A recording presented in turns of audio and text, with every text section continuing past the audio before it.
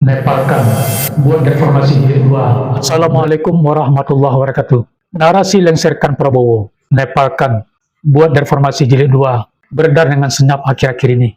Pernyataan Bang Noel bahwa sedang ada rencana sekelompok orang yang akan melengserkan Pak Prabowo dari kursi kepresidenan menyentakkan kita. Karena diucapkan oleh seorang mantan wakil menteri, seorang Prabowo mania, isu ini bisa menjadi bola panas yang liar. Kalau rencana subversi atau kudeta ini memang ada, maka diyakini pelaku atau sponsornya adalah antek-antek asing, para koruptor, para mafia atau cukong under invoicing dan underpricing, serta para barisan sakit hati yang tidak bisa lagi menjadi pelaku maupun backing hutan dan tambang ilegal.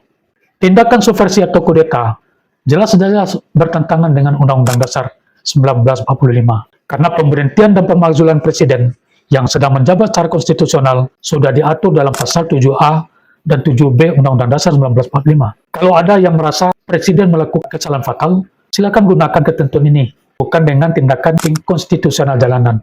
Tindakan subversi atau kudeta juga bertentangan dengan Pancasila, khususnya sila keempat tentang demokrasi. Dari hasil pemilihan presiden yang telah disahkan secara konstitusional, Pak Prabowo mendapat legitimasi dari 58,59% pemilih. Nah, yang berkoar-koar lengserkan Pak Prabowo diyakini merupakan bagian dari 41,40% yang tidak memilih.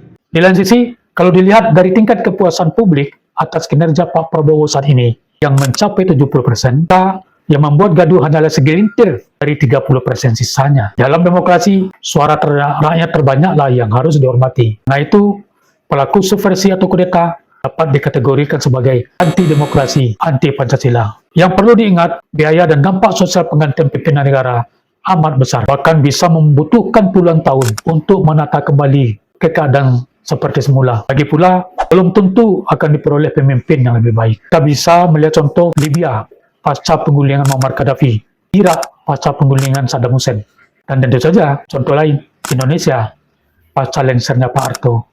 Memaksakan kehendak oleh segelintir orang, apalagi hanya untuk mencapai tujuan pribadi atau golongan, dengan mengorbankan kepentingan negara dan rakyat banyak, adalah kejahatan nyata terhadap negara dan rakyat. Oleh karena itu, para penjaga negara dan penjaga rakyat perlu melakukan langkah-langkah untuk menghadangnya.